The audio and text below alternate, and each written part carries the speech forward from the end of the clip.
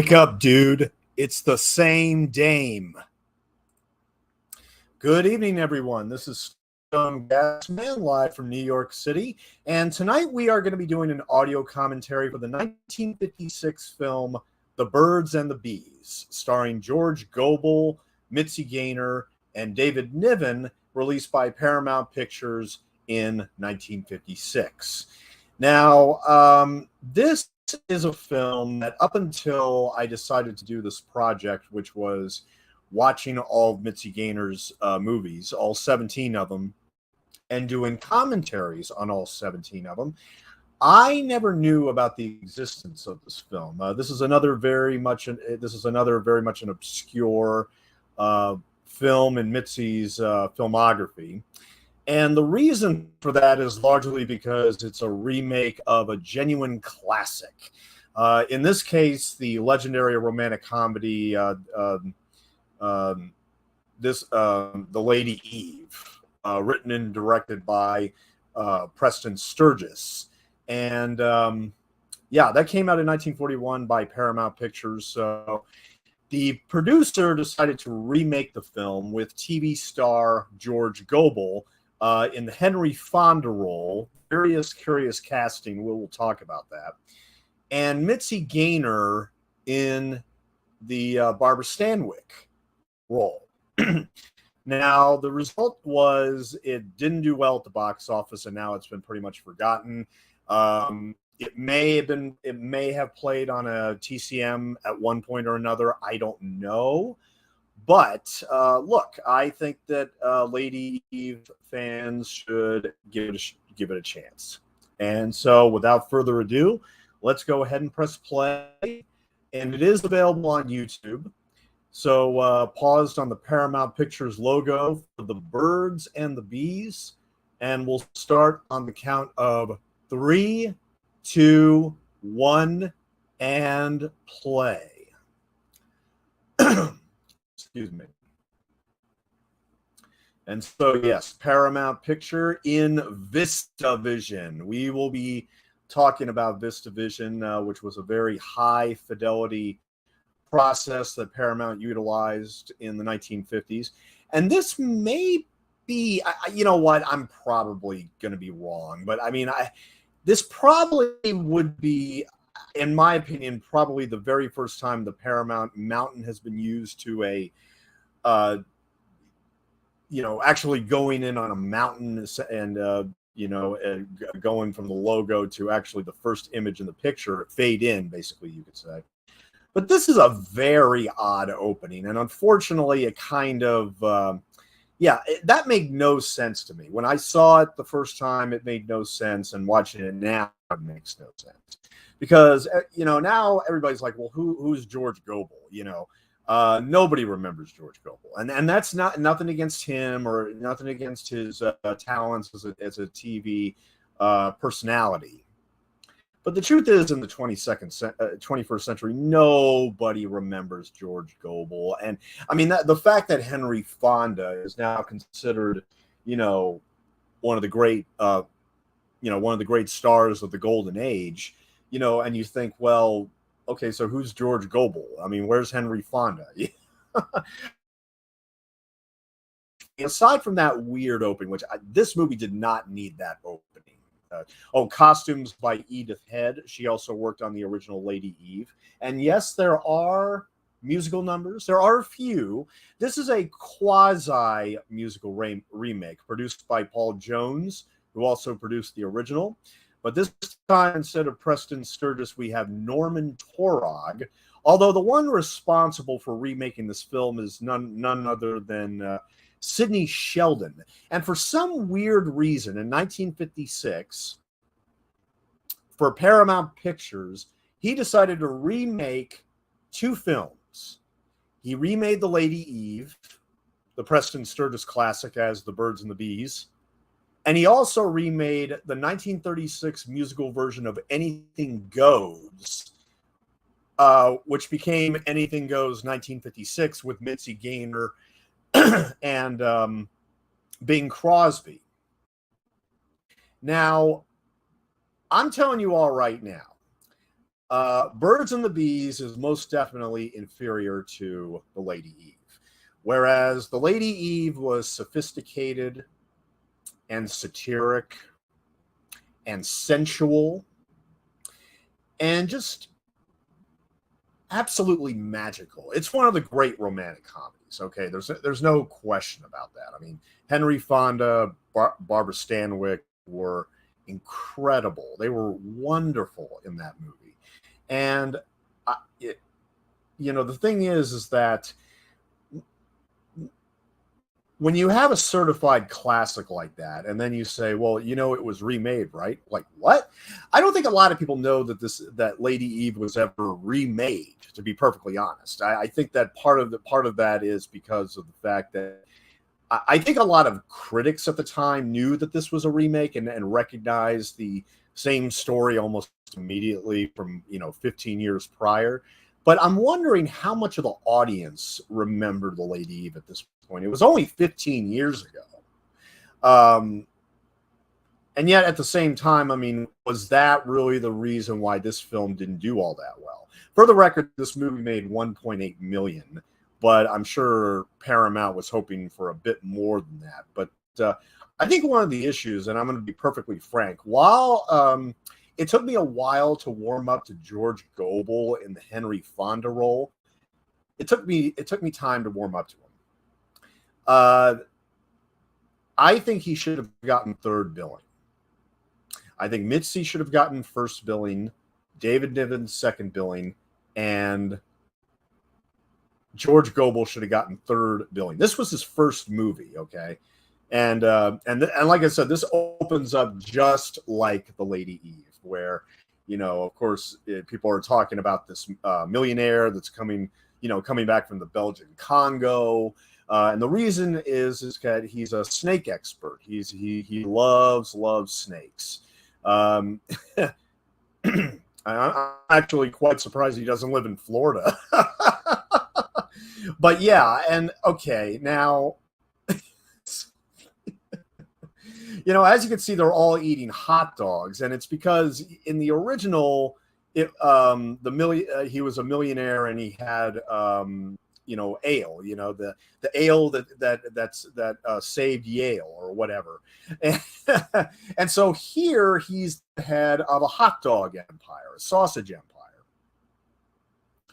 I don't know exactly why they decided to change that. Maybe because they wanted to, differentiate itself from the Lady Eve in certain aspects. This is pretty funny.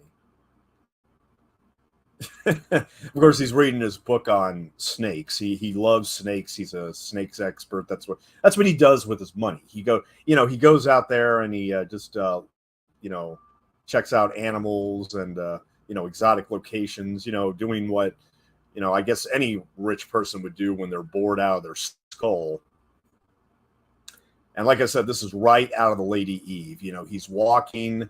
Mitzi Gaynor trips him, and oh no. And already we have to deal with some slapstick here as George Gobel is ultra. He's so uber shy in this movie. It's almost. Here again, it took me over half the movie to warm up to the guy. And by the time I was able to warm up to him, he kind of, it just seemed like near the end in the second half that he was only utilized for these slapstick pratfalls rather than, actually exercising dialogue and character and whatnot, which is kind of a disappointment. But, I don't mind George Gobel in this movie. I mean, of course he's not Henry Fonda. And, I'm wondering if that was a massive intimidation to him, that he had to step in the shoes of Henry Fonda and everything. And here again, same thing with Mitzi. I wonder how she felt about, going into Barbara Stanwyck's shoes. Now, I'm going to say up front that, look, The Lady Eve is a classic. There's nothing taken away. There was a beautiful Criterion edition that came out several years ago, which is worth picking up. I mean, beautifully restored and all that stuff. I mean, Lady Eve got the red carpet. completely in the 21st century, while The Birds and the Bees is never talked about, never discussed, completely forgotten. And let me just say, does it deserve that? Not really. I mean, the problem is it will always be in the Lady Eve's shadow. That's the problem with The Birds and the Bees. No matter what its strengths are, and there are good things in this movie, I think. One thing, I love the VistaVision photography and process. I love that. Lady Eve was in black and white. Look, this doesn't even come close, and yet at the same time, it is refreshing to a certain extent to see the same story in color. And look, Mitzi Gaynor, here again, the whole reason I decided to watch all these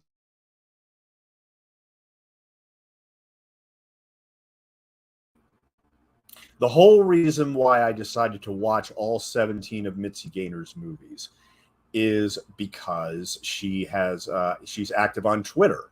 And I realized very quickly that I had never seen Mitzi Gaynor's movies before. So this was obviously one of them.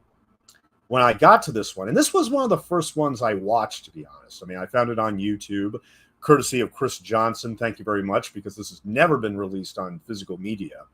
I think only on VHS, but that's about it. I never would have imagined I would have watched this film, but then again, I watched all of Mitzi's 17 movies, this being one of them, and I was okay with it. I mean, I recognized it was the Lady Eve pretty much. I mean, I haven't seen the Lady Eve since high school. You know, it was one of those movies that I went to the library. I mean, every day for like 4 or 5 years, I would go to the library and just rent a bunch of movies. And, you know, Lady Eve was one of them. So I did watch it. I'm actually surprised my father never recorded it or never acquired it. I mean, because he loved classic films, especially classic romantic comedies like His Girl Friday. You know, it happened one night. I'm actually surprised we never had the Lady Eve, because I didn't see it until high school. And that's the thing, is I rented it from the library. I saw it once. I was charmed by it, but I haven't watched it since. I actually rewatched it shortly after I watched Birds and Bees, and yeah, it holds up wonderfully, and it will be a timeless classic. This, on the other hand, will not be. It is the exact opposite. It's the polar opposite of Lady Eve in terms of preservation and status and recognizability and all that stuff. It's just at the complete opposite end of the galaxy. And here again, I mean, this was basically, I'm not exactly sure if it was just, okay, oh, we should give George Gobel a movie and we'll just remake the Lady Eve with him, or if the producers sincerely wanted to do this in color. Now, the perfect example I wanted to use, because of course, you know, here again, remakes have been, you know, coming out of Hollywood for the past century. It's never been new. I mean, there are a couple of examples I've thought of as as analogies to Birds and the Bees and Lady Eve, and I was thinking of like Libeled Lady, 1936, which is a perfect romantic comedy from the classic screwball era, and then it was remade in 1946 with Lucille Ball, Keenan Wynn, Esther Williams, and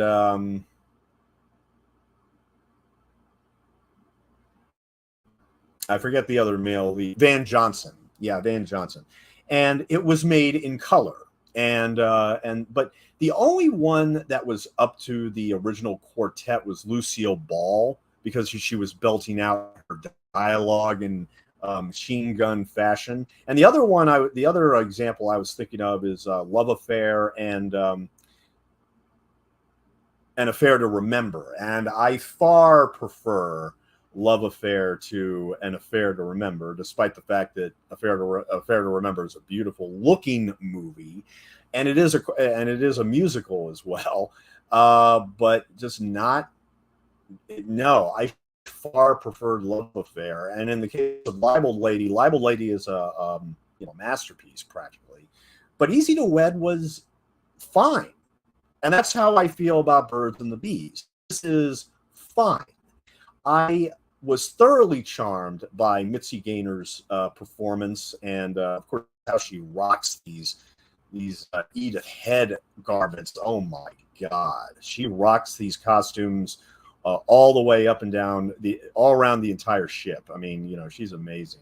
Well, here and especially later when she is doubling as Lady Eve and everything. I mean, okay, I don't think it's fair to make comparisons to Barbara Stanwyck in this case. Okay, I think Mitzi Gaynor made the role of this larcenous card shark her own, and like I said, I think that she alone makes the film worth watching. Yes, I'm saying that right now. I think Mitzi Gaynor alone is worth watching The Birds and the Bees, despite the fact it's an inferior remake of The Lady Eve. I mean, just look at that smile. Oh my God. Now, of course, in the role of her father here is David Niven, who, of course, shares her larcenous pursuits, and they work as a con team, basically. And, of course, they have chosen George Gobel as their target, drinking milk and everything. It is funny that there's a cameo later that's going to be an interesting connection to the milk. I mean, I'm going to have to try to put that in the back of my brain and remember it.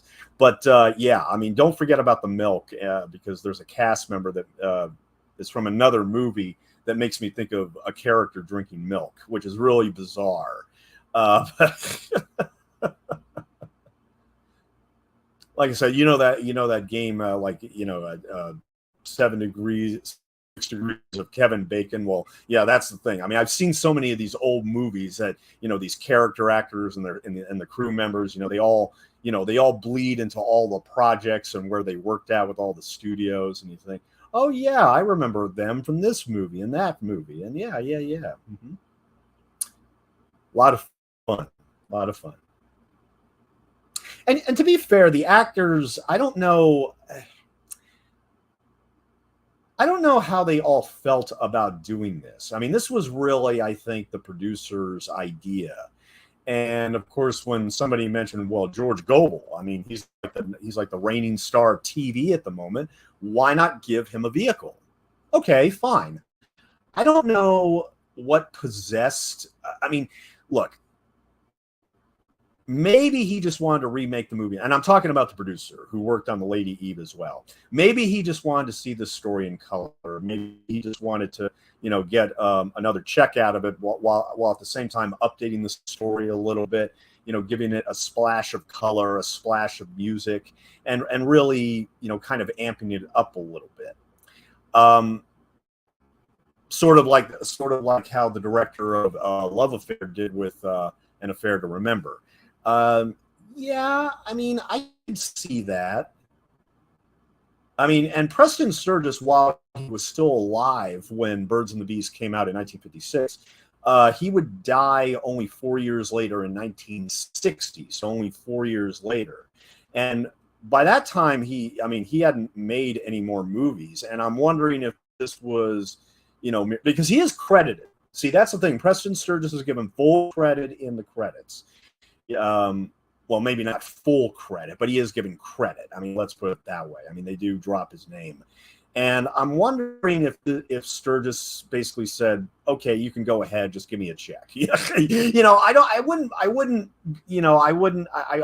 would not be surprised if that was the case, because I did not read anything that Sturges, he didn't say anything about this movie or whatever. I did not read anything about that.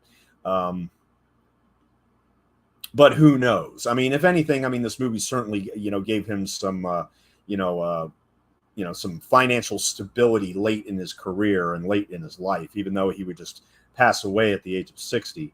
But just look, from the very beginning, when I saw Birds and the Bees, I was totally struck by how luminous Mitzi Gaynor is in this movie. And like I said, this was only, she was on a 2-year hiatus, actually, from films at this point. She did not make a movie in 1955. She had made at least 2 movies every year from 1951 to 1954. And her first film in 1950 was just the one, My Blue Heaven. But every year after that, she made 2 films a year while over at 20th Century Fox. So what happened between There's No Business Like Show Business and The Birds and the Bees, which was released by Paramount 2 years later? What exactly happened? Well, first and foremost, she had gotten married. She had gotten married to a talent agent and public relations executive for MCA named Jack Bean on November 18th, 1954. Okay, that was the first major change. She had just been released from 20th Century Fox before the start of There's No Business Like Show Business, with 4 years left on her contract, and decided with the time off to get married. So she wasn't, I don't see, that's the thing, is that's why, I mean, I wasn't under the impression that she was quote unquote fired when I was doing my commentary for There's No Business Like Show Business. But IMDb trivia kind of made it out to where she was kind of, terminated, kind of like, okay, you're not going to make any more movies for us because we're kind of done with you. Just, that kind of implication. But no, I mean, she had 4 years left on her contract, and she had already satisfied her quota. So, she decided to get married. Marriage, Bean quit MCA and started this publicity firm called Bean and Rose, and decided to manage Mitzi Gaynor's career moving forward. And that brings us to 1956, in which she starred in this in The Birds and the Bees.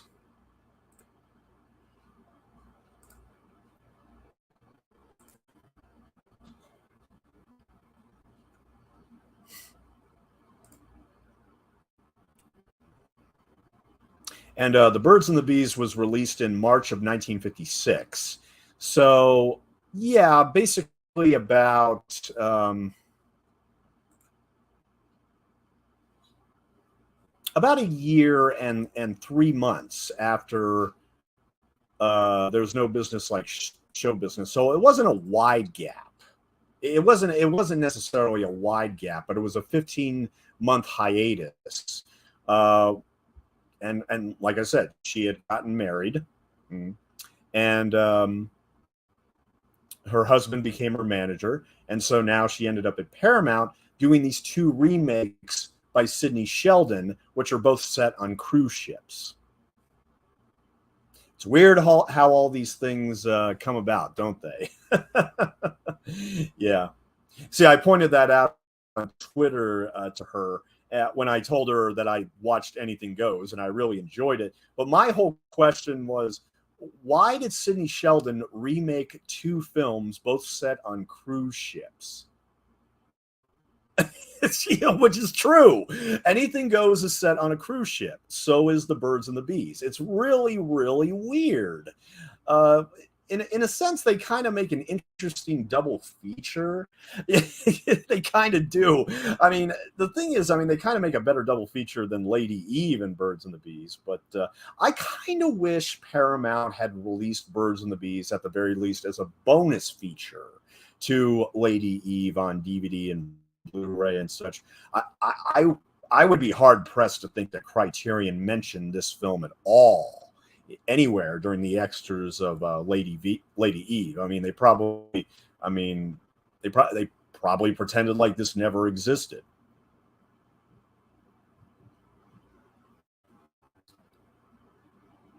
And see, here again, this is not quite up there with Barbara Stanwyck and Henry Fonda in the original. It's not quite there, admittedly. It just doesn't have the same magic, and it doesn't have the same sensual, the sexual electricity. It's hard to buy Gobel and Gaynor as much as Fonda and Stanwyck. That's just the way it is. She would make a third and final film for Paramount called The Joker is Wild, which is a biopic of Joe E. Lewis starring Frank Sinatra. That is going to be one of the last commentaries I'm going to do because I'm going to be reading the book beforehand. But that's going to be one of the very last ones. I think that and Lay Girl are going to be the very last two commentaries I do. But and then, of course, Gaynor in 1957 went over to MGM to do Lay Girl, directed by George Cukor and Gene Kelly and Kay Kendall. Looking forward to talking about that. And there she faints at the side of a snake. And of course, there was a snake in the original as well. I mean, the original has that wonderful, title sequence with the animated snake going down, and then it goes into the O of Preston's name. It's pretty cool. Pretty cool. I mean, this one, it just, the way it opens with George Gobel on top of the Paramount Mountain and, people saying his name, which comes out into the sky. And like, what? Like, it just, I shake my head. I guess it shows how big of a recognizable face and a name he was at the time. But I mean, I don't know. I don't know. It feels a little too, I don't know. I don't like it. I don't like it. It's, it just makes me question what they saw in this guy that thought he could carry this movie. I'm not saying he couldn't have been a movie star. I'm not saying he couldn't have carried, other movies and other roles. But I'm just sort of baffled as to why they thought that George Gobel should be in this role, taking over the torch that was held previously by Henry Fonda. I just don't see why. Mitzi, I see why. I think Mitzi is perfectly fine in this role and holds her own, even with Barbara Stanwyck's performance 15 years earlier. God, she looks so good in this movie too. That Vista Vision brings out Mitzi's beauty so well. Wow, just wow. Of course, Henry Fonda was, of course, taller than Barbara Stanwyck, and poor George here. He's got the short man complex and everything.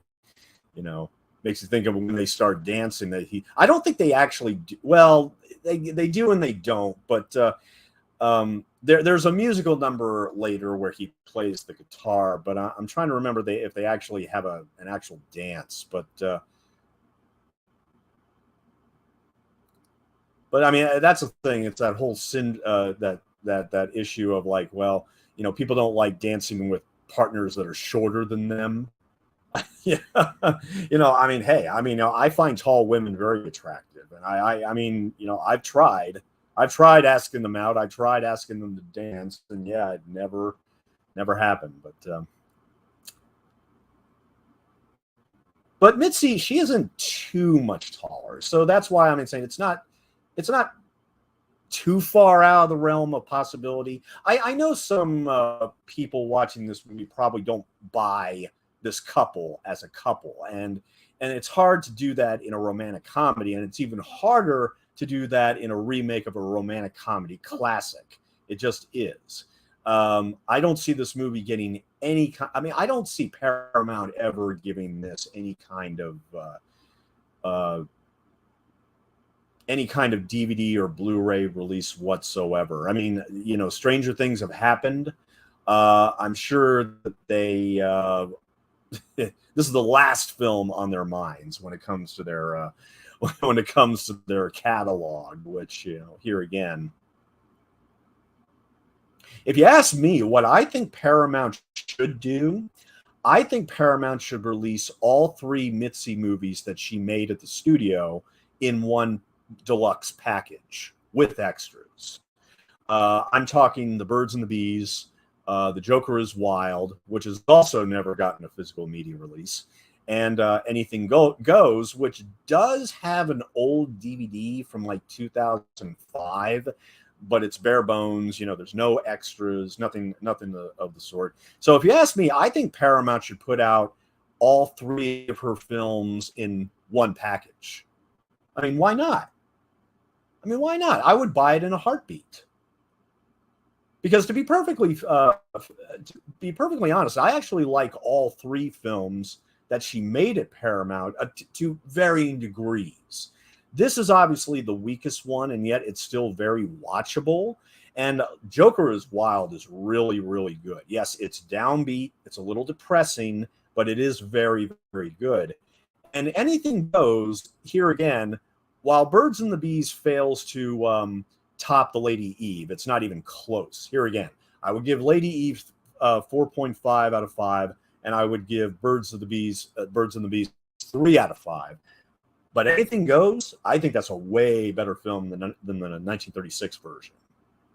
I think that's a completely opposite case. And when I do Anything Goes, it'll probably be Sunday night.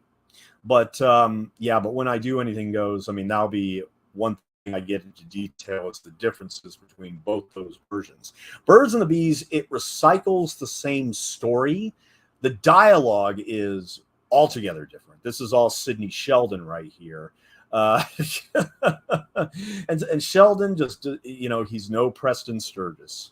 He is no Preston Sturgis at all. You know what? Okay, we got to talk about Sidney Sheldon. This guy, okay. Yeah, I got some things to say about Sidney Sheldon. Oh God, do I have things to say about this guy. I don't know how many of you remember Sidney Sheldon, but okay. He was prominent in the 1930s. He first worked on Broadway plays, then he did films, notably writing the successful comedy The Bachelor and the Bobby Saucer in 1947, which broke him out at the age of 30. And it earned him an Oscar in 1948. He went on to work in television, where over 20 years he created The Patty Duke Show. And of course, in my earlier commentary today, Happy Anniversary, I talked all about Patty Duke because she plays Mitzi Gaynor's daughter in that. So very, very interesting. I wonder if, very, very interesting. Then he created I Dream of Jeannie. Yes.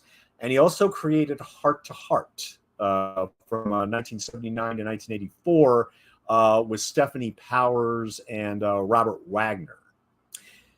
After he turned 50 years old, he began writing best-selling romantic suspense novels such as Master of the Game, 1982, Rage of Angels, 1980, and The Other Side of Midnight, 1973. Sheldon's novels have sold over 300 million copies in 51 languages. He is consistently cited as one of the top 10 best-selling fiction writers of all time. Now, that may be true, but let me tell you something. I've actually read Other Side of the Mountain, Other Side of Midnight. I've actually read it. Other Side of Midnight, the reason why I know about that film at all is because of the Star Wars documentary Empire Dreams. Basically, Fox, when they finished Star Wars, nobody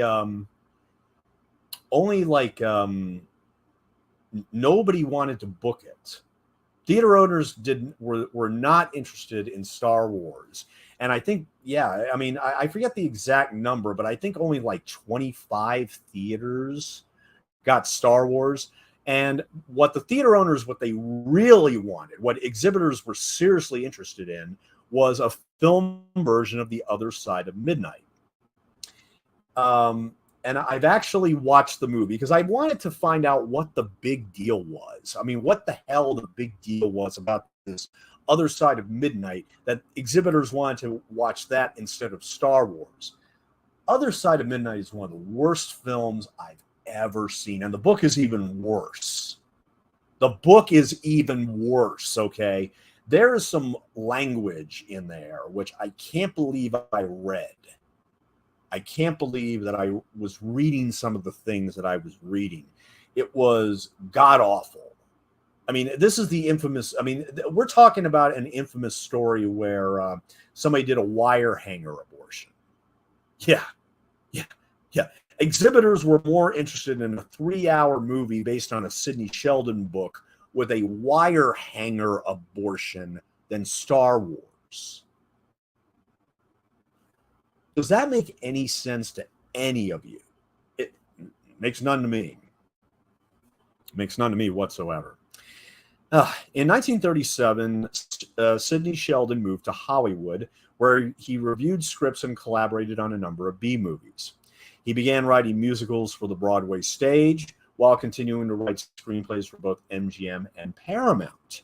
He earned a reputation as a prolific writer. For example, at one time, Ben Roberts and he had 3 musicals on Broadway: The Merry Widow, Jackpot, and Dream with Music. Sheldon received a Tony Award in 1959 for his musical Redhead, starring Gwynne Verdon.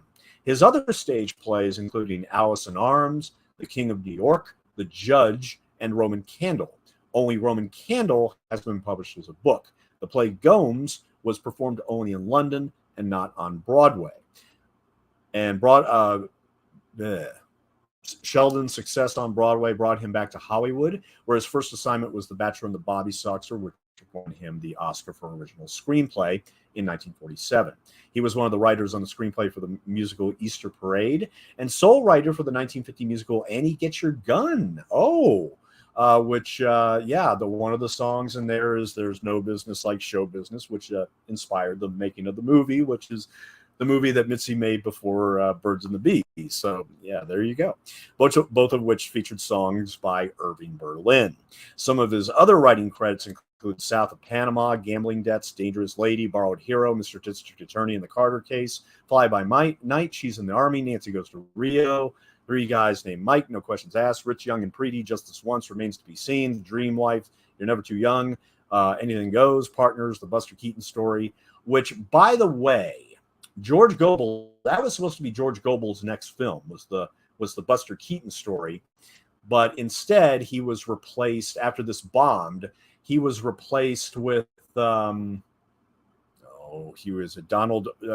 O'Connor. Donald O'Connor, who was in Anything Goes and There's No Business Like Show Business with Mitzi Gaynor. Mm-hmm. Now, when television became the new popular medium, Sheldon decided to try his hand in it. I suppose I just needed money, he said. I met Patty Duke one day at lunch, so I produced the Patty Duke Show, and I did something nobody else in TV ever did. For 7 years, I wrote almost every single episode of the series. I don't know if I want to watch the Patty Duke Show now, to be perfectly honest. I don't know. I just don't know. I love Patty Duke, but I don't know. After seeing Duke's performance as Helen Keller in The Miracle Worker, Sheldon cast the actress as the 2 sitcom leads, identical cousins, Patty and Kathy Lane. Following the show's success, Sheldon had signed an agreement with Screen Gems to handle the development of various television series. In 1969, he wrote his first novel, The Naked Face, which earned him a nomination for the Edgar Allan Poe Award from the Mystery Writers of America in the category of Best First Novel.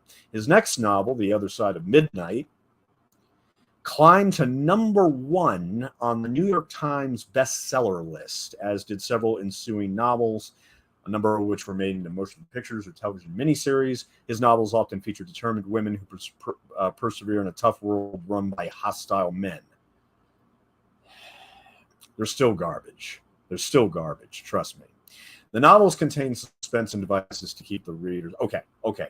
Other Side of Midnight is garbage. I can't say for the other books, but I'm telling you, Other Side of Midnight is garbage. Most of his readers were women. Asked why this was the case, he said, quote, I like to write about women who are talented and capable, but most important, retain their femininity. Women have tremendous power. Their femininity, because men can't do without it. Books were Sheldon's favorite medium. I love writing books. Movies are a collaborative medium. Everyone is second guessing you. True. Like, why would you remake both Lady Eve and Anything Goes?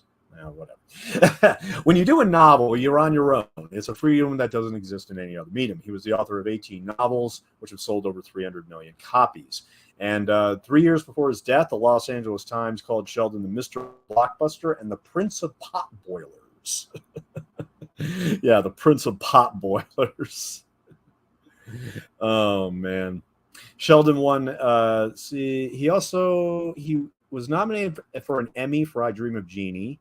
And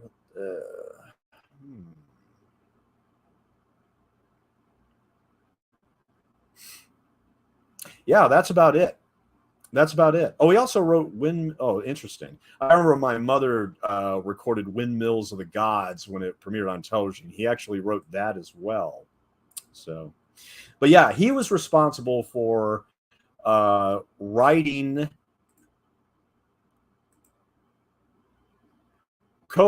with director Norman Taurog, The Birds and the Bees, while at the same time giving full credit to Preston Sturges, even though much of Sturgis's dialogue is nowhere to be heard in this movie.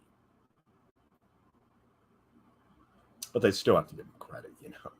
Now, this is not the most exciting card game in the world. We know exactly what they're doing. We know what we know that they're going to try to fleece him out of everything he has, and that she has a change of heart. You know, she doesn't want to,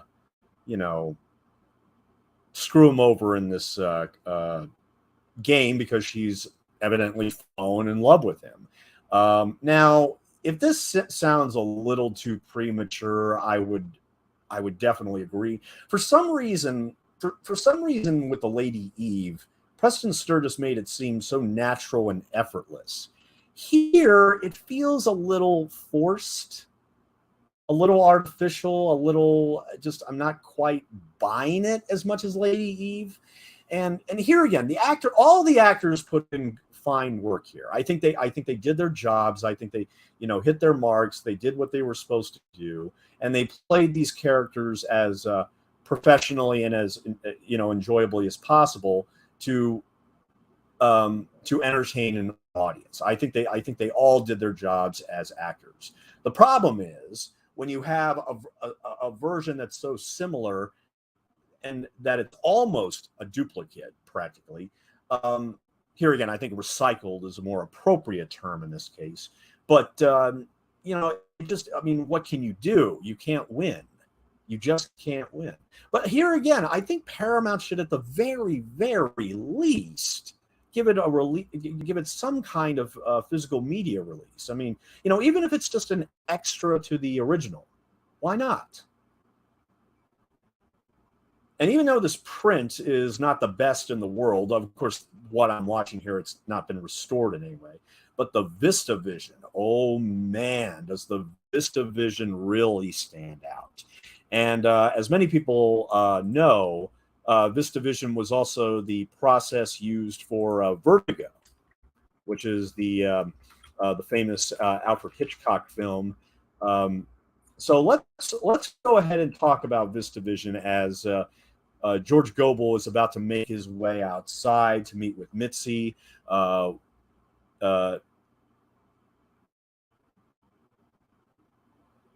Well, they're going to go outside eventually. I like the model ship in the back, too.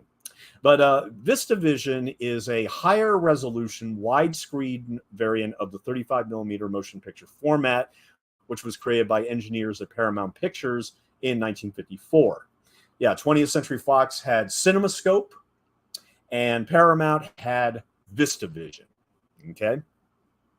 Paramount did not use anamorphic processes such as CinemaScope, but refined the quality of its flat widescreen system by orienting the 35mm negative horizontally in the camera gate and shooting into a larger area, which yielded a finer grained projection print. As finer grained film stocks appeared on the market, VistaVision became obsolete. Paramount dropped the format after only 7 years. Although for another 40 years, the format was used by some European and Japanese producers for feature films, and by American films such as the first 3 Star Wars films for higher resolution special effects sequences. In many ways, VistaVision was a testing ground for cinematography ideas that evolved into a 70mm IMAX and Omni IMAX film formats for the 1970s. Both IMAX and Omni IMAX are oriented sideways, just like VistaVision. As a response to an industry recession brought about by the popularity of television, the Hollywood studios turned to large format movies in order to gain audience attendance. The first of these, Cinerama, debuted in September of '52 and consisted of three strips of 35mm film projected side by side onto a giant curved screen, augmented by 7 channels of stereophonic sound. 5 months later, in February of 1953, 20th Century Fox announced that they would soon be introducing a simpler version of Cinerama using anamorphic lenses instead of multiple film strips, a widescreen process that soon became known to the public as CinemaScope. As a response, Paramount Pictures devised its own system the following month to augment its 3D process, known as Panavision. This process utilized a screen size that yielded an aspect ratio of 5 units wide by 3 units high, or 1.66 to 1. By using a different sized aperture plate and wider lens, a normal Academy ratio film could be soft matted to this or any other aspect ratio. Shortly thereafter, it was announced that all the studio's productions would be shot in this ratio. The VistaVision fanfare, used on most of the films produced in this ratio, was written by film, television, and radio composer and orchestrator Nathan Van Cleve. This flat widescreen process was adopted by other studios, and by the end of '53, more than half the theaters in America had installed widescreens. However, there were drawbacks. Because a smaller portion of the image was being used and magnification was increased, excessive grain and soft images plagued early widescreen presentations. Some studios sought to compensate for this by shooting its color pictures with a full aperture gate rather than an Academy aperture, and then reducing the image in Technicolor's optical printer. This process is the predecessor of today's Super 35 format, which also uses a 1.851 ratio, but uses 1/3 more frame area than a standard 1.85 matted into a 4:3. Paramount took this concept a step further, using old Stein cameras from the 1930s, which used a 2-frame color format that was itself adopted from a 1902 3-frame color film process developed by Edward Raymond Turner. For the aborted early 1930s color process, instead of an image 4 perforations high, the camera exposed 8 perforations, essentially 2 frames, consisting of 1 4-perf image through a red filter and 1 4-perf image through a green filter. In shooting VistaVision, the film was run horizontally rather than vertically, and instead of exposing 2 simultaneous 4-perf frames, the entire 8 perforations were used for 1 image. This format is identical to the 135 film format used by 35mm still cameras. Okay, so yeah, George Gobel was actually playing the guitar, and now he's dancing with Mitzi. This is a lovely little scene. And it's really, there's really just 2 main differences between this and Lady Eve. The first one, in the original, he was, an ale guy, ale of Yale, that kind of thing. And here he's a hot dog / sausage king. And I forgot to mention that those scenes earlier of the women eating all the hot dogs while trying to, catch his eye and everything. I don't think that was intentional. I don't think that was intentional. Or was it? I mean, you guys tell me. I don't know. Maybe it was intentional. Maybe it wasn't. But no, seriously, they're all holding the hot dogs up to their faces like this and smiling while looking at George Gobel. I mean, look, I don't know if it was intentional or not. I don't know if the censors didn't really care or didn't really, I don't know. I don't know about that. But but yeah, the 2 differences between this and Lady Eve is where he got his fortune, and the other difference is the musical numbers. Well, actually a third. Actually, it's in color rather than black and white. True. But yeah, the musical numbers, and there's only 2 of them. There's only like 2 or 3 musical numbers in this movie. and they're fine. I mean, you know, I don't think the movie goes overboard with the musical numbers. I think it was just right. And Paramount was never a big musical studio in the first place. This was more, MGM, 20th Century Fox. This was more their forte.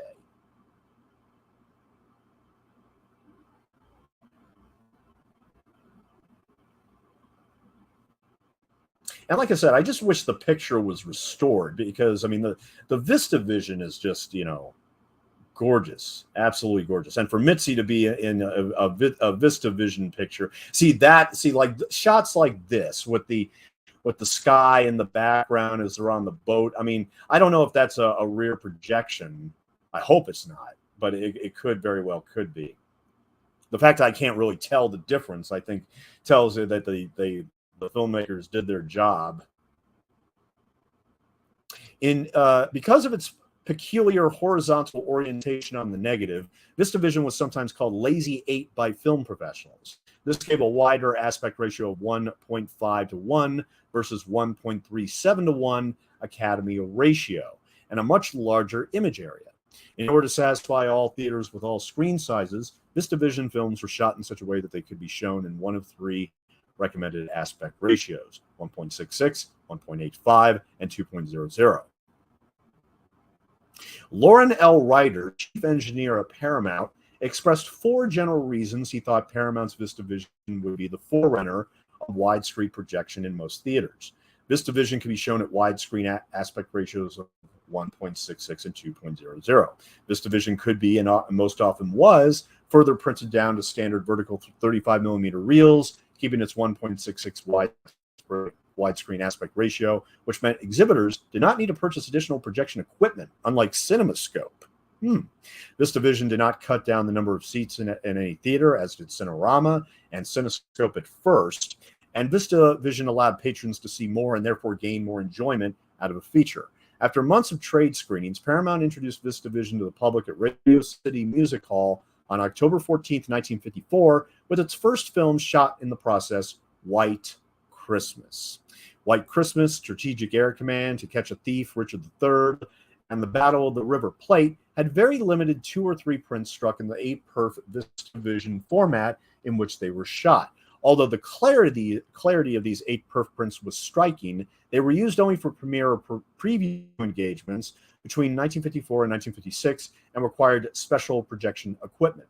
The exhibition process was impractical because for the footage to travel through a projector at the normal 24 frames per second, the film had to roll at 3 feet per second, double the speed of 35 millimeter film, and causing many technical and mechanical problems.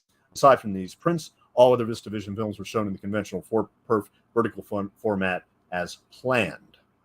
Alfred Hitchcock used VistaVision for many of his films in the 1950s. However, by the late 50s, with the introduction of finer grain color stocks and the disadvantage of shooting twice as much negative stock, VistaVision became obsolete.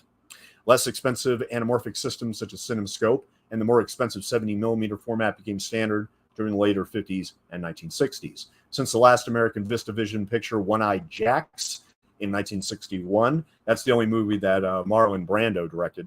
The format has not been used as a primary imaging system for American feature films. However, VistaVision's high resolution made it attractive for some special effects work with some later feature films. Many VistaVision cameras were sold off internationally beginning in the early 60s, which led to a significant number of VistaVision format productions which did not use the trade name in countries such as Italy and Japan for the 1960s and the 1980s.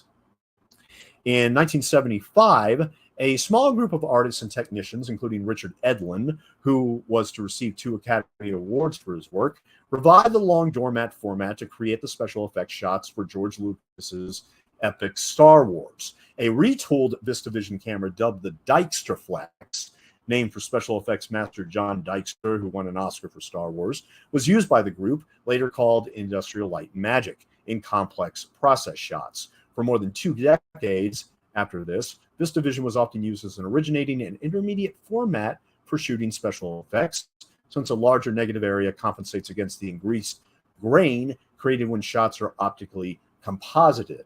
By the early 21st century, computer-generated imagery, advanced film scanning, digital intermediate methods, and film stocks with higher resolutions optimized for special effects work had together rendered VistaVision mostly obsolete, even for special effects work. Nevertheless, in 2008, ILM was still using the format in some production steps, such as for the Indiana Jones and the Kingdom of the Crystal Skull, and a VistaVision camera was used in the semi-trailer flip scene in The Dark Knight when there were not enough IMAX cameras to cover all the angles needed for the shot. More recently, certain key sequences of the film Inception were shot in VistaVision, and in the film Scott Pilgrim vs. the World, shots that needed to be optically enlarged were shot in VistaVision. Wow. The camera numbered VistaVision number 1, used on Cecil B. DeMille's 10 Commandments films by Alfred Hitchcock and others, was offered at auction on September 30th, 2015, with an estimated value of $30,000 to $50,000, but with a winning bid of $65,000. Also offered at the same auction was VistaVision High Speed 1, which was used to film the parting of the Red Sea and the 10 Commandments and special effects on Star Wars, winning bid $60,000. Red Monstro sensor is a revamp of the VistaVision sensor. Cameras with the sensor Red Ranger Monstro, DSM-C Monstro, and Panavision DXL2. So yeah, that's VistaVision. That's VistaVision. I mean, it was only around for 7 years and not a lot of films, but where's the... there was a master list here. So yeah, White Christmas was first. Desperate Hours was actually a black and white film shot in VistaVision. That's a Humphrey Bogart picture. Really, really good. The Rose Tattoo, To Catch a Thief, Trouble with Harry, The Court Jester, The Man Who Knew Too Much, The Proud and the Profane, The Rainmaker, The Scarlet Hour, War and Peace, the Audrey Hepburn version of War and Peace. Joker is Wild was also shot in VistaVision as well. Yeah, and One-Eyed Jacks was the very last one. To me, the most famous of all the VistaVision films, though, is Vertigo. I mean, as soon as you hear Bernard Herrmann's music, when the V comes in the center and everything, high fidelity. Oh man, it's a combination of the visual and the audible, which is just awesome, just absolutely awesome. Now, other studios did acquire VistaVision, such as London Films for Richard III, Universal for Away All Boats, Metro-Goldwyn-Mayer for High Society, and Warner Brothers for The Searchers. And also MGM, of course, did North by Northwest. That was also VistaVision. Yep. Oh, Star Trek the Motion Picture, Empire Strikes Back. Films using VistaVision for special effects process work. Back to the Future, Aliens, RoboCop, Coming to America, Who Framed Roger Rabbit. I mean, yeah, Jurassic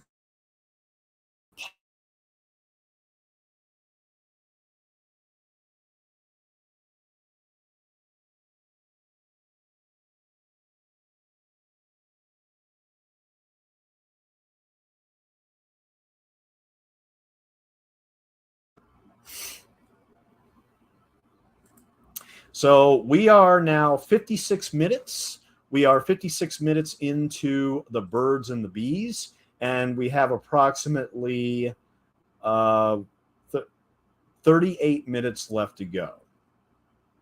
38 minutes left to go in The Birds and the Bees as George Gobel tears up the check, and we go into essentially the second half of the picture.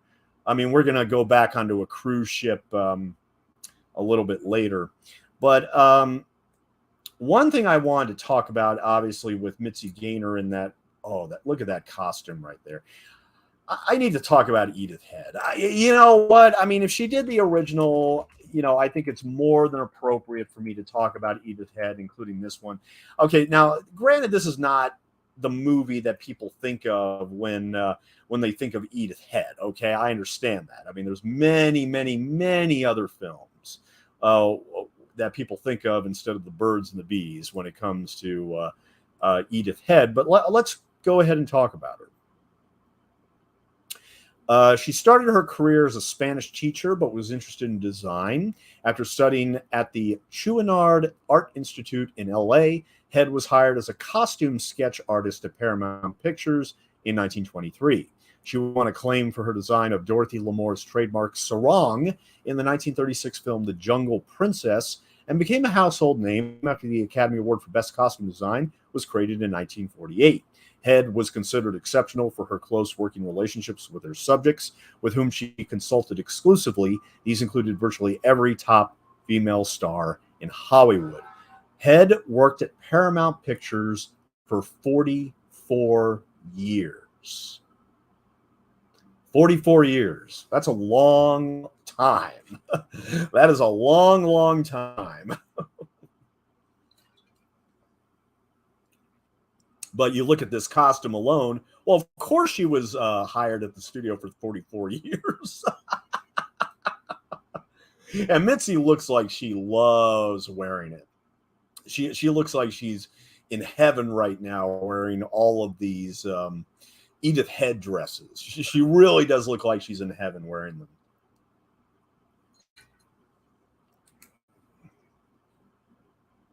And I don't blame her.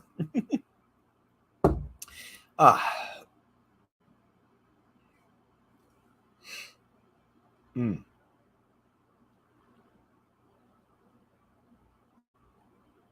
Head was known for her unique working style, and unlike many of her male contemporaries, usually consulted extensively with the female stars with whom she worked. As a result, she was a favorite among many of the leading female stars of the 40s and 50s, such as Ginger Rogers, Bette Davis, Barbara Stanwyck, Rita Hayworth, Shirley MacLaine, Grace Kelly, Audrey Hepburn, and Elizabeth Taylor. In fact, Edith Head was frequently loaned out by Paramount to other studios at the request of their female stars. She herself always dressed very plainly, preferring thick-framed glasses and conservative two-piece suits. In 1946, Edith Head worked for the first time with director Alfred Hitchcock. They worked together on his spy film Notorious. Head, who worked for Paramount, was loaned to Radio Keith Orpheum, RKO, Pictures to work with Hitchcock on this film. In this time period, it was more often found that costume designers were designed to reflect their own style. Head had a different outlook on this. She felt it was more important to design pieces that reflected the character. During their time working on this movie, Head and Hitchcock found that they were like-minded and had the same bluntness in their careers and attitudes. The costumes she designed for this film reflected restraint and the need to blend in. Excuse me. The style suited what Hitchcock was looking for, since he did not want the clothes to be the focal point. The two would go on to work together many more times. On February 3rd, 1955, Edith Head appeared as a contestant on the Groucho Marx quiz show, You Bet Your Life. She and her partner won a total of $1,500. Her winnings were donated to charity. In 1967, at the age of 70, she left Paramount Pictures and joined Universal, where she remained until her death in 1981. By this point, Hollywood was rapidly changing from what it had been during Head's heyday in the 30s and 40s. Studio-based production was giving way to outdoors and on-scene shooting, and many of the actresses from that era, whom she worked with and knew intimately, had retired or were working less. She thus turned more of her attention to TV, where some old friends such as Olivia de Havilland had begun working. She designed Endora's clothing on Bewitched and made a cameo appearance in 1973 on the detective series Columbo beside Anne Baxter, playing herself and displaying her Oscars to date. In 1974, Head received a final Oscar win for her work on The Sting. And stand by in December, for we will have an audio commentary on The Sting. In the late 1970s, Edith Head was asked to design a woman's uniform for the United States Coast Guard because of the increasing number of women in the Coast Guard. Head called the assignment a highlight in career and received the Meritorious Public Service Award for her efforts. Her designs for a TV miniseries based on the novel Little Women were well received. Her last film project was the black and white comedy Dead Men Don't Wear Plaid, starring Steve Martin and Carl Reiner, who we talked about extensively in Happy Anniversary, because that was his film debut. A job Head was chosen for because of her expertise on 1940s fashions.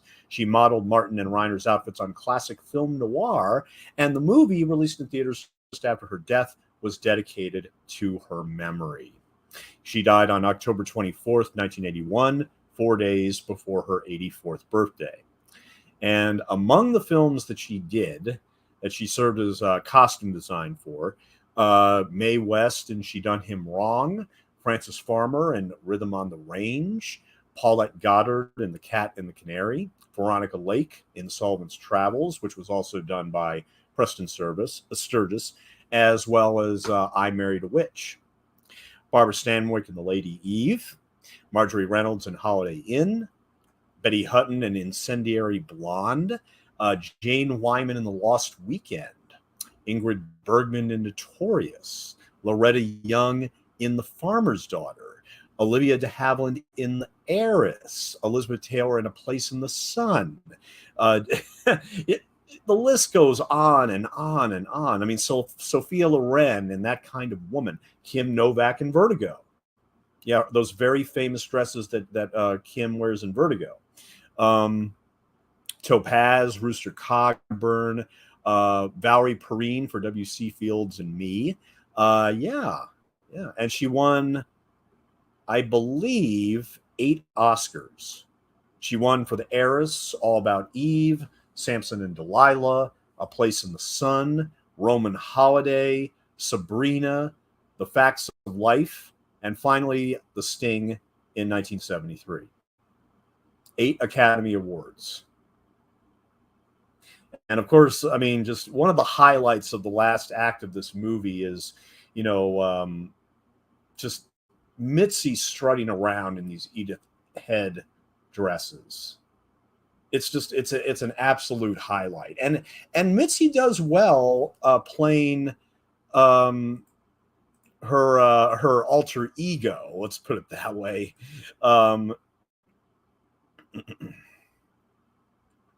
Yeah, the Countess Louise. Yeah, in the original she was known as the Lady Eve, but here she is the Countess Louise. And I almost question why they didn't just name the title the Countess Louise, or that would have been just too on the nose in terms of reminding people of the Lady Eve, I guess. But she's dynamite in this movie. She is just dynamite. And here again, I'll say it again. The movie's worth seeing just for her. I stand by that. It is, the movie is worth seeing just for her. Now, Niven, let's talk about, we were going to finish talking about Niven from earlier because of the happy anniversary commentary. Let's finish talking about David Niven, and finally we're going to close with George Gobel, because I still haven't gotten to the man of the hour yet, because I'm never going to see anything with George Gobel and probably for the rest of my life, so I need to go all out with that. But we left off with David Niven at his military service, or actually his World War II service. The day after Britain declared war on Germany in 1939, Niven returned home and rejoined the British Army. He was alone among British stars in Hollywood in doing so. The British Embassy advised most actors to stay. Niven was recommissioned as a lieutenant in the Rifle Brigade on February 25th, 1940, and was assigned to a motor training battalion. He wanted something more exciting, however, and transferred to the Commandos. He was assigned to a training base at Introvert House in the Western Highlands. Niven later claimed credit for bringing future Major General Sir Robert Laycock to the Commandos. Niven commanded A Squadron GHQ Liaison Regiment, better known as Phantom. He was promoted to War Substantive Captain on August 18, 1941. He also worked with the Army Film and Photographic Unit. His work included a small part in the deception operation that used minor actor M.E. Clifton James to impersonate General Sir Bernard Montgomery. During his work with the AFPU, Peter Ustinov, one of the scriptwriters, had to pose as Niven's Batman. Niven explained in his autobiography that there was no military way that he, a lieutenant colonel, and Ustinov, who was only a private, could associate other than as an officer and a subordinate, hence their strange act. In 1978, Niven and Ustinov would star together in Agatha Christie's Death on the Nile. And what I mean by Niven's Batman is that in the military, it's an orderly, a soldier or airman assigned to a commissioned officer as a personal servant. Yeah. Mm-hmm. He acted in two wartime films, not formally associated with the AFPU, but both made with a firm view of winning support for the British war effort, especially in the United States. There were The First of the Few, directed by Leslie Howard, and The Way Ahead, directed by Carol Reed. Ustinov also played a large supporting role as a Frenchman in The Way Ahead. Niven was also given a significant, if largely unheralded, role in the creation of SHAEF's military radio efforts, conceived to provide entertainment to American, British, and Canadian forces in England and Europe. In 1944, he worked extensively with the BBC and SHAEF to expand these broadcast efforts. He also worked extensively with Major Glenn Miller, whose Army Air Force big band formed in the U.S. was performing and broadcasting for troops in England. Niven played a role in the operation to move the Miller band to France prior to Miller's December 1944 disappearance while flying over the English Channel. On March 14, 1944, Niven was promoted War Substantive Major. He took part in the Allied invasion of Normandy in June of 1944, although he was sent to France several days later after D-Day. He served in Phantom, a secret reconnaissance and signals unit which located reported enemy positions and kept rear commanders informed on changing battle lines. Niven was posted at one time to Chilham in Kent. He spoke little about his experience in the war, despite public interest in celebrities in combat and a reputation for storytelling. He once said, "I will, however, tell you just one thing about the war, my first story and my last. I was asked by some American friends to search out the grave of their son near Bastogne. I found it where they told me I would, but it was among 27,000 others, and I told myself that here, Niven, were 27,000 reasons why you should keep your mouth shut after the war." Niven had particular scorn for those newspaper columnists covering the war who typed out self-glorifying and excessively florid prose about their meager wartime experiences. Niven stated, "Anyone who says a bullet sings past, hums past, flies, pings, and rewinds past has never heard one.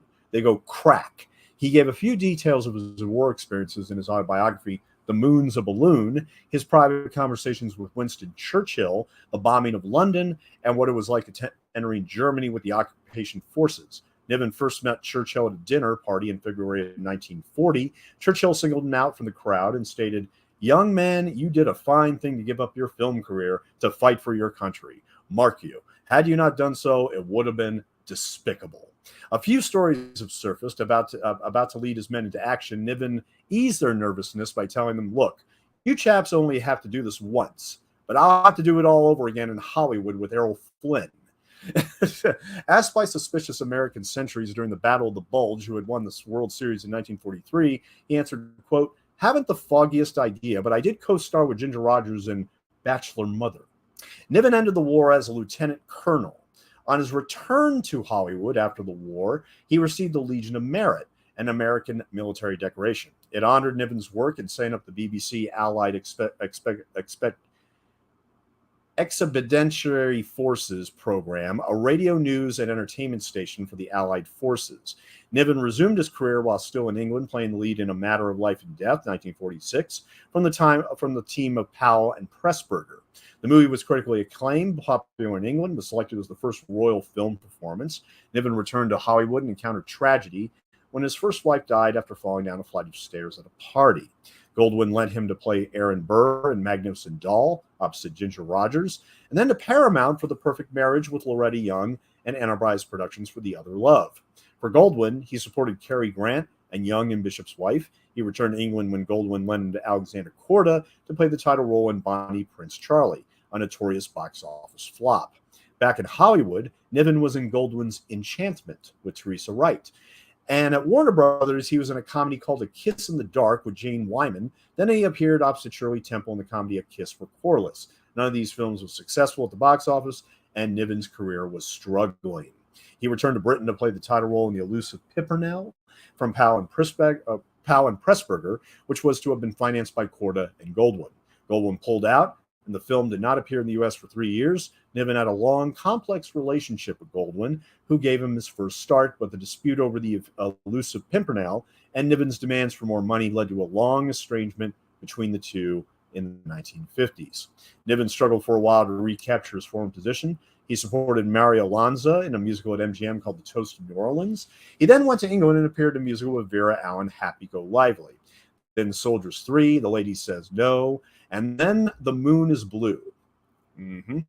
The play ran for only 45 performances, but it was seen by Otto Preminger, who decided to cast Niven in The Moon is Blue. As preparation, he had directed the play in New York, insisted that Niven appear on stage in the West Coast. It's a sex comedy, and it became notorious when it was released without a production code seal of approval. It was a big hit, and Niven won a Golden Globe for his role. Niven's next few films were made in England: The Love Lottery, Carrington VC, Happily Ever After, and he had a thankless role as a villain in MGM swashbuckler The King's Thief. And in The Birds and the Bees, he actually replaces Charles Coburn, who played the father in the original Lady Eve as Colonel Harrington. I'm not going to say which one I prefer. I mean, I think they're both good. In which Niven played, yeah. He also appeared in The Silken Affair with Genevieve Page the same year. Niven's professional fortunes were completely restored when cast as Phileas Fogg in Around the World in 80 Days, which came out the same year in 1956. It was a massive hit, and it won Best Picture at the Academy Awards. He followed it with Oh Men, Oh Women, The Little Hut, My Man Godfrey remake. Let's see. Niven is the only person to win an Academy Award at the ceremony he was hosting. He won the 1958 Academy Award for Best Actor for Separate Tables. And then, of course, he did Happy Anniversary, but now playing as Mitzi Gaynor's wife. And I've already explained during that commentary that if I imagine myself as a Mitzi Gaynor fan in the 50s, I would be a little creeped out at seeing Niven and Gaynor married when 3 years before they played father and daughter. And that's what I'm saying, is that Niven is 20 years older than Mitzi Gaynor. So, and he made many, many more films in the 50s and the 60s, and he wrote 4 books, David Niven. In 1980, Niven began experiencing fatigue, muscle weakness, and a warble in his voice. His 1981 interviews on the talk shows of Michael Parkinson and Merv Griffin, Alarm Family and Friends. Viewers wondered if Niven had either been drinking or suffered a stroke. He was hospitalized for 10 days in February of 83, ostensibly for a digestive problem. And then he passed away at his chalet on July 29th, 1983, at the age of 73. Niven's Bonjour Tristesse co-star, Mylene Demago, declared about him in a 2015 filmed interview, quote, "He was like a lord. He was part of those great actors who were extraordinary, like Dirk Beauregard, individuals with lots of class, elegance, and humor. I only saw David get angry once. Preminger had discharged him for the day, but eventually asked to get him. I said, 'Sir, you had discharged him.' He left for Deauville to gamble at the casino. So we rented a helicopter, so they immediately went and grabbed him. 2 hours later, he was back full of rage. There I saw David lose his British phlegm, his politeness and class. It was royal." Really, it was royal. He was also nominated for a BAFTA award for the 1954 film Court Martial. And he was also nominated for a Golden Globe for My Man Godfrey remake, interestingly enough. But his first role was in 1932 with There Goes the Bride. He was also in Cleopatra, the original with Claudette, well, not the original, but with Claudette Colbert. Dodsworth, The Prisoner of Zenda, Wuthering Heights, all those great Goldwyn films. Matter of Life and Death, The Bishop's Wife. What else here? But after Happy Anniversary, he did movies like The Guns of Navarone, The Best of Enemies, The Pink Panther, Eye of the Devil, Casino Royale, where he finally played James Bond, even though Ian Fleming really wanted him to play James Bond over Sean Connery. No Deposit, No Return, Death on the Nile, The Sea Wolves, and the very last 2 films he did was he played Sir Charles Lytton in both Trail of the Pink Panther and Curse of the Pink Panther, but his voice was dubbed by Rich Little because of his issues at the time. So we are 1 hour and 17 minutes, 1 hour Bees. 1 hour and 17 minutes into The Birds and the Bees. So to close out the commentary, we need to talk about the star, who goes by the name of George Gobel. Okay.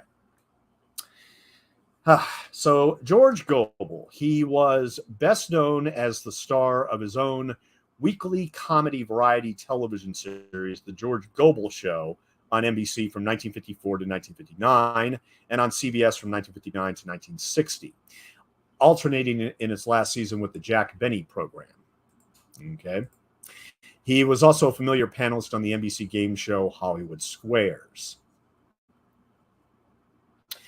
His comedy series in 1954, which became a smash hit, it showcased his quiet, homespun style of humor, a low-key alternative to what audiences had seen on Milton Berle shows.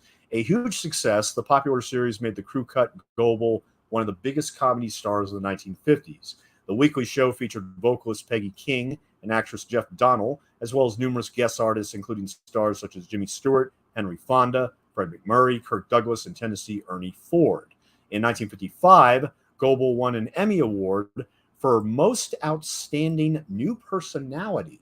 On October 24th, 1954, Gobel did a 12-minute spot on Light's Diamond Jubilee, a 2-hour TV special broadcast on all 4 U.S. television networks of the time.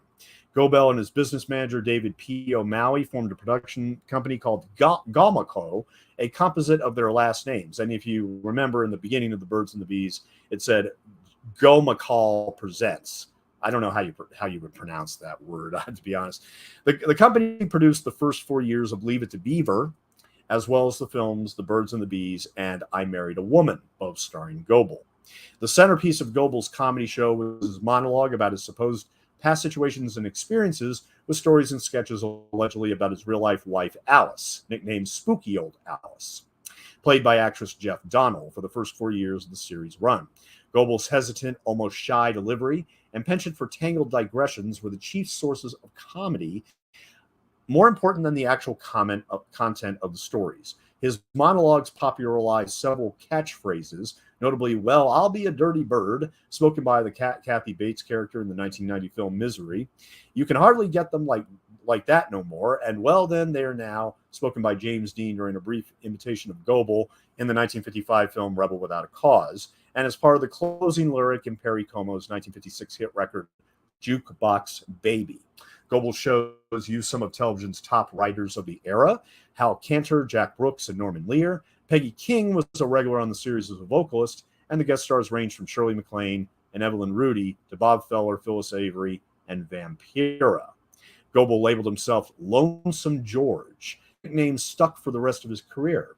The TV into the story, with the song always left unfinished after fitful starts and stops, a comedy approach akin to one used by Victor Borge that prefigured the Smothers Brothers. He had a special version of the Gibson L5 archtop guitar, constructed featuring diminished dimensions of a neck scale and body depth, befitting his own smaller stature. Several dozen of this L5 CT or George Gobel model were produced in the late 50s and early 60s.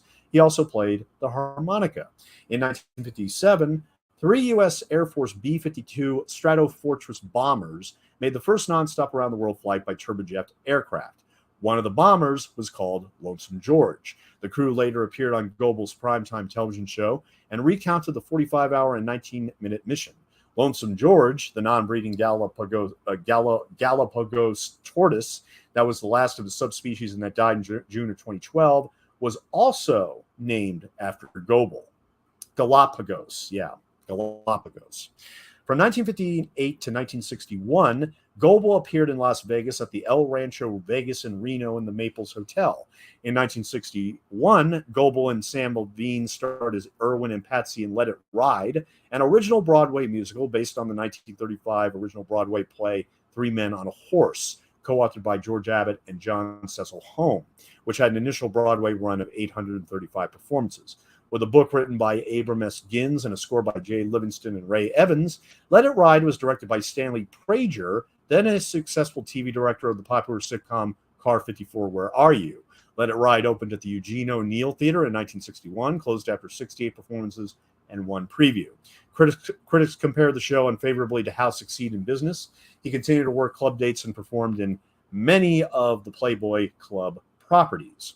George Gobel was also a skilled guitar player, and as such was issued a specially designed electric guitar in his name, commissioned by the Gibson Guitar Company in 1959, the George Gobel model. Gibson chose George Gobel as a model name, as Gobel was one of the most well-known television personalities of the time with a nationally broadcast show 5 nights a week. Gibson believed its new model guitar would enjoy greater exposure on national television, as opposed to naming the model after a lesser-known jazz musician. For example, Gobel accompanied himself with this guitar on a number of his comedy routines.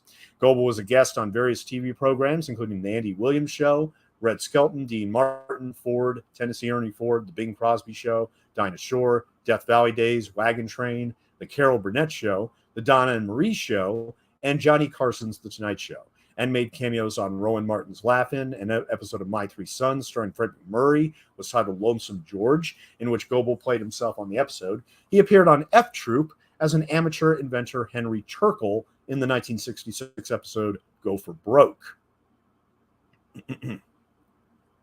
In an often replayed segment from a 1969 episode of The Tonight Show starring Johnny Carson, Gobel followed Bob Hope and Dean Martin walking on stage with a plastic cup with an unidentified drink. Gobel remarked to Carson about coming out on last and having to follow major stars Hope and Martin. He quipped to Carson, "Did you ever get the feeling that the world was a tuxedo and you were a pair of brown shoes?" To which Carson, Hope, and Martin in the audience came unglued with laughter. After the laughter died down, Carson asked Gobel about his career in World War II as a fighter pilot. Gobel feigned bewilderment at why people laugh when he says that he spent the war in Oklahoma, pointing out with mock pride that no Japanese plane ever got past Tulsa, deep in the center of the continental U.S. Gobel also began to get unexpected laughs, being unaware that Dean Martin had been flicking his cigarette ashes into Gobel's drink. Observing all this, Carson finally asked rhetorically, exactly what time did I lose control of the show? Gobel had employed the tuxedo joke at least once before on the June 22nd, 1957 episode of his show.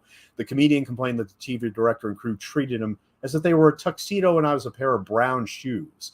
On that occasion, the gag received a respectable but not overwhelming response. In 1972, the television game show Hollywood Squares, hosted by Peter Marshall, needed a substitute for its resident folksy comedian Cliff Arquette, who suffered a stroke. George Gobel was recruited, and he sat in Arquette's chair during Arquette's convalescence. After Arquette died in 1974, Gobel became a resident panelist. He was also the voice of Father Mouse in a 1974 Christmas special, 'Twas the Night Before Christmas. Oh, I grew up watching that cartoon. Yeah, I did. And sang the song Give Your Heart a Try in that production.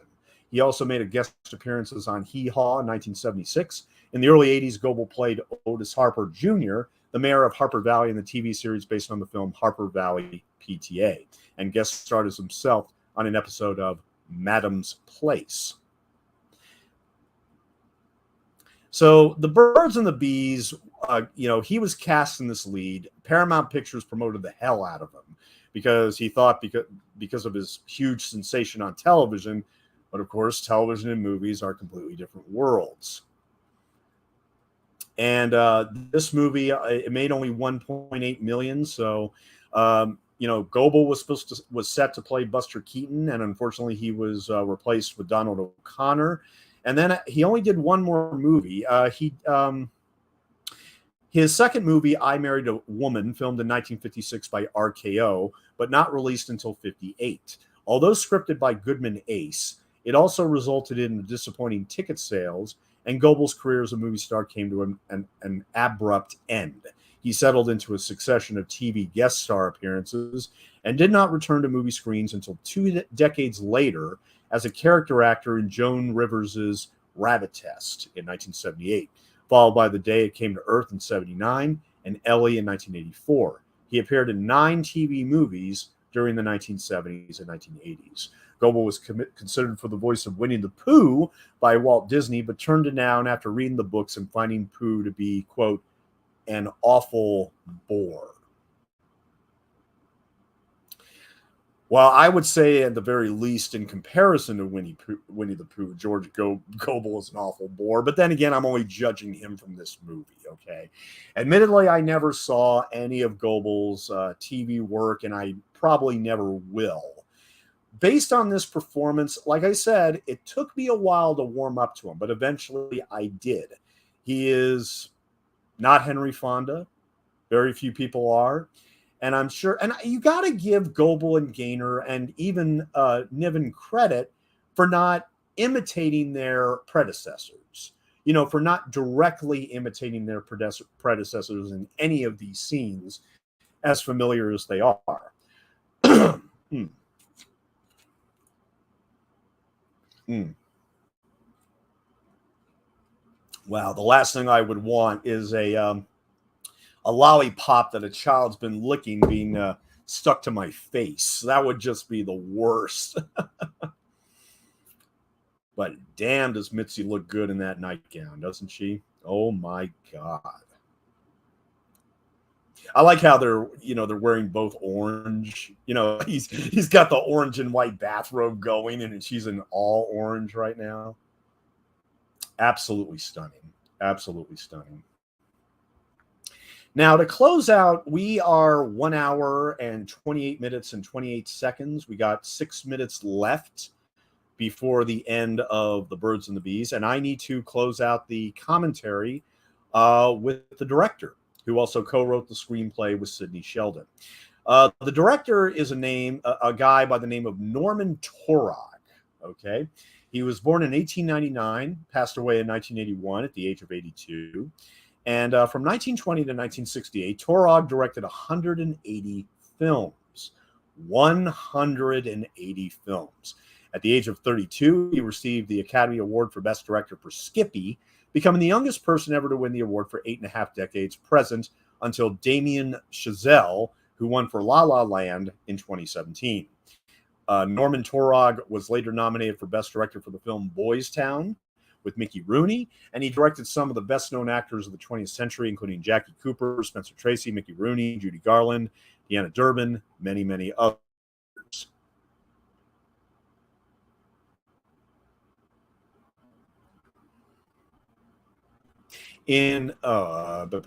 After directing retakes for the wartime propaganda film Rationing in 1944, Taurog entered the docudrama The Atom Bomb, The Beginning or the End.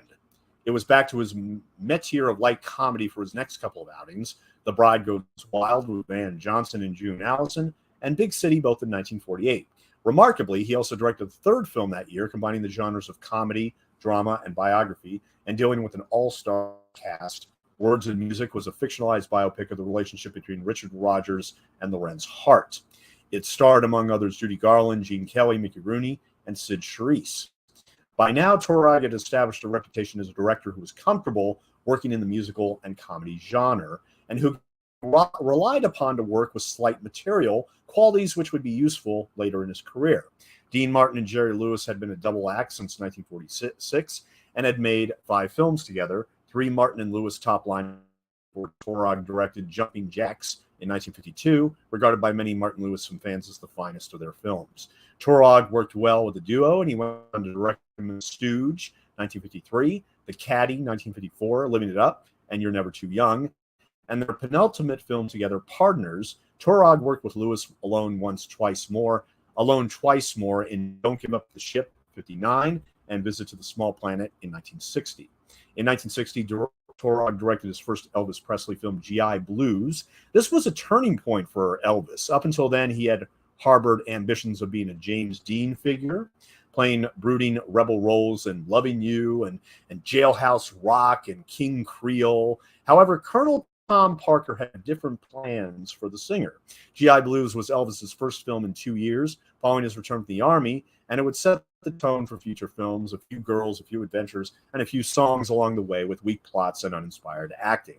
When well made, this was an entertaining, lighthearted formula, and Taurog, now in his 60s, was an old hand at it. So impressed was Parker with his work that over the next 8 years, Taurog directed Elvis in 8 more films. Blue Hawaii, Girls, Girls, Girls, It Happened at the World's Fair, Tickle Me, Spin Out, Double Trouble, Speedway, and Live a Little, Love a Little in 1968. Although some were better than others and some were almost identical, Taurog ensured that the films had pace, the comedy was delivered well, and the songs were well executed. Live a Little, Love a Little was his very last film. He, after directing, he retired and taught at the University of Southern California School of Cinema and remained a board member of the Directors Guild of America. And he also owned a camera shop in Canoga Park, California. Toward the end of his life, he became blind, and in the last years, he served as director of the Braille Institute in Los Angeles. Taurog died on April 7th, 1981 in Palm Desert, California at the age of 82. His ashes were scattered into the Pacific Ocean. And among his other films, see if I recognize any other titles here. Girl Crazy with Mickey Rooney and Judy Garland, The Canterville Ghost, Broadway Melody of 1940. He also directed the sequel to Boys Town called Men of Boys Town. And Huckleberry Finn with Jackie Cooper, who he worked with in Skippy. And he also directed A Bedtime Story with Maurice Chevalier. Ah, okay. And The Adventures of Tom Sawyer with Tommy Kelly and Jackie Moran. Okay. Unfortunately, I do not own any of these films. Oh, Dr. Goldfoot and the Bikini Machine with Vincent Price. There you go. But I've never bothered with any of those Elvis movies. And just like the original, while it's not quite as magical as Lady Eve, they end with breaking the fourth wall. But in the original, you know, we had the guy come out saying, that's not the same dame. I knew it wasn't the same dame. Here, George Gobel looks in the camera. You all thought I didn't know it was the same dame. And then Mitzi follows suit, looks into the camera, shakes her head. And with that, we close The Birds and the Bees from 1956, distributed by Paramount Pictures. And here again, not quite up there with the Lady Eve, but at the same time, it's still more than watchable on its own. Thank you very much for joining me for this commentary for The Birds and the Bees, and you all have a wonderful evening.